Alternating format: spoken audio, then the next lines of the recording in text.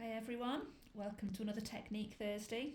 Apologies I didn't do one last week, I just had a bit of a mental week, so I'm trying to get in the routine of doing it again. So I thought this week I'd do a bit of an introduction to powertex. I know lots of you know what powertex is and have used powertex, and if you've been to any of my classes you have quite a good knowledge of it, but I thought I'd just do a bit of an overview for those that haven't got a great knowledge. And even if you know, you can still pick up tips from watching anyone else do powertex. I still often watch tutorials and lives from other tutors because you always pick up something that you didn't know. So I thought I'm just going to do a simple powertex picture this week. I'm going to use black powertex, and then next week I'll show you some colouring techniques with the same item. I thought it'd be a good 2-week video. So it should hopefully be a quick video. I always think they'll be quick, but then I start chattering on and they go for about 20 minutes. So I'm going to try and make it a bit quicker this week so you haven't got to sit through ages of me watching it. So I've just quickly grabbed some bits out of the drawer, kind of not given much thought to it really, which either works really well or doesn't work really well. So I've just got a piece of grey cardboard, thick cardboard. I've got some MDF embellishments, some resin embellishments, a cardboard, thick cardboard embellishments, and I just found a bamboo stick, you know, like the barbecue sticks, so I've just snapped that into 3. So I've just got some bits, as simple as that. And then I've got some black powertex I've just poured into my bowl. So powertex, I'll give you a very quick overview of it. So it's a Belgian product, it's available in this country and in lots of countries worldwide. Sold via tutors and stockists. It's not available in Hobbycraft or places like that. They want tutors and stockists to sell it so they can explain how to use it, and you can get the best out of it. So it's a non-toxic product. We wear gloves because it's messy, but if it gets on your skin it won't hurt you. It'll wash off with hot soapy water, or it can pick off quite easily. It's weatherproof. You have to leave your item 3 weeks for it to cure fully before putting it outside, and then it can last outside years. My garden is full of items, so it's completely weatherproof, snowproof. Footballs kicked at it. Honestly, you wouldn't believe the stuff in my garden, how it's survived, but it has. So it's a great product. I love it. Anyone who knows me knows I love it, and I try to spread that love everywhere. So let's get on, because I said I wouldn't waffle on too much. So I've got some t-shirt material, just bits of old t-shirts cut up into manageable pieces. And I've got some stockinette, just cut some little bits of stockinette just to make some nice texture. Anything you can use for textures works well. Right, so the first thing I'm going to do is paint the board. Just with a paintbrush, any big paintbrush will do, just to put a coat of powertex on it. So when you've poured it out the bottle, it doesn't go hard for, God, at least an hour, a couple of hours, so you haven't got to rush. It's fine. It won't go off or anything like that. So I've painted the board black. Got a bit of glare off the lights here. I hope you can see it okay.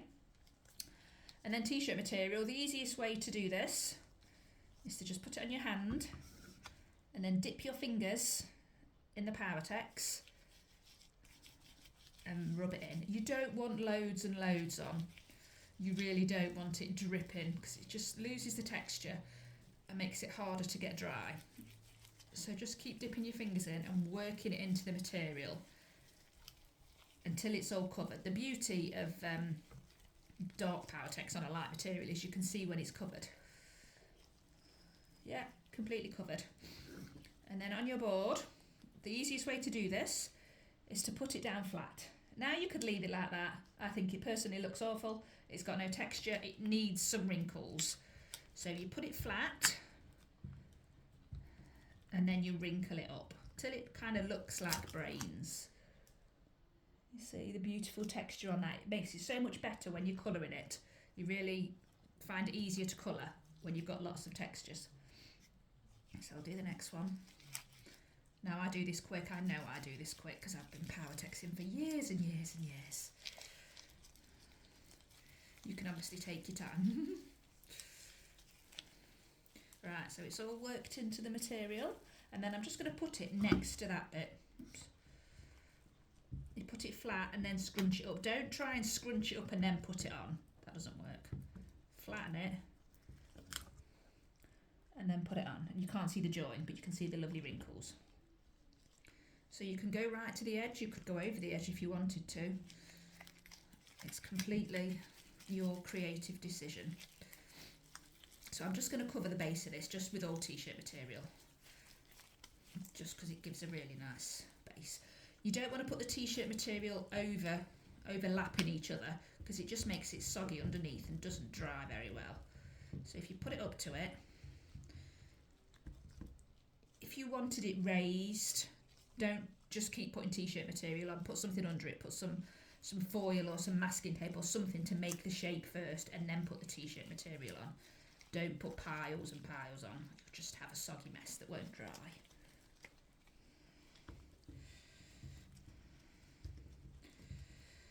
I'm not going to overthink it too much, I'm just going to get some on.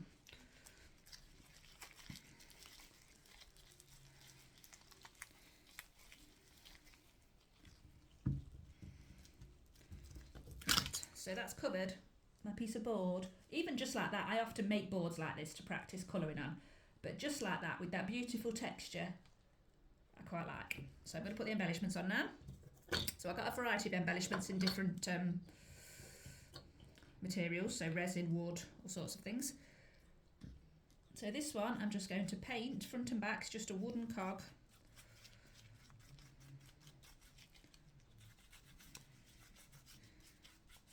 Paint it front and back, and then you can just squidge it in. Because you've got all this nice squidgy material, you can just squidge it in. I'm going to put it there and press it on, and that's all it needs. It doesn't need any glue or anything like that, it will harden into that. And then the resin pieces, I'm just going to paint these. Now with resin pieces, sometimes it resists and the white comes through. Do not worry about that, it is fine. A bit like that, it's not covering it. Don't worry, as long as you've got some powertex on it, it will stick. Any of the white bits showing through, we can correct when we're colouring it. I think I'm going to put that there. So just give them a coat front and back. And I think I'm going to put that there. I'm quite symmetrical in my work, I do like symmetry. It throws me out when something's not in the middle. And then I've got a lovely little stopwatch. The details on this you won't see until we colour it. It'll be really stand out, you can't see until it's coloured. And then that, I think I'm going to put it on this wooden cog, so I'm just going to put a bit of powertex on. And because they're both flat, they will stick to each other. Put it in the middle.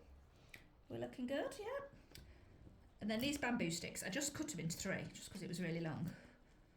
It's amazing what you can find around the house to use. So I'm just getting some powertex on them.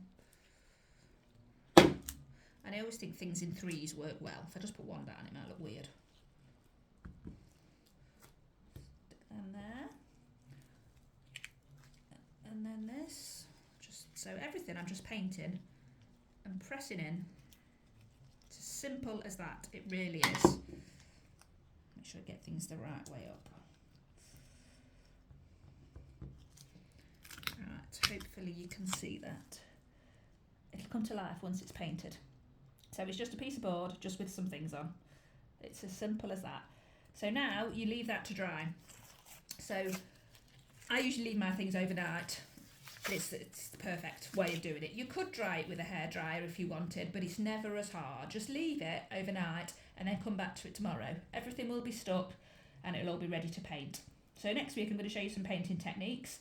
And then I'm going to run a competition, somebody to win this, just as a thank you for watching my Technique Thursdays. Hope you found that useful. I've got it to 9 minutes. That's quite quick. That's quicker than last week, isn't it?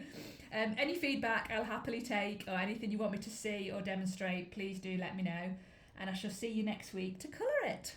Bye for now.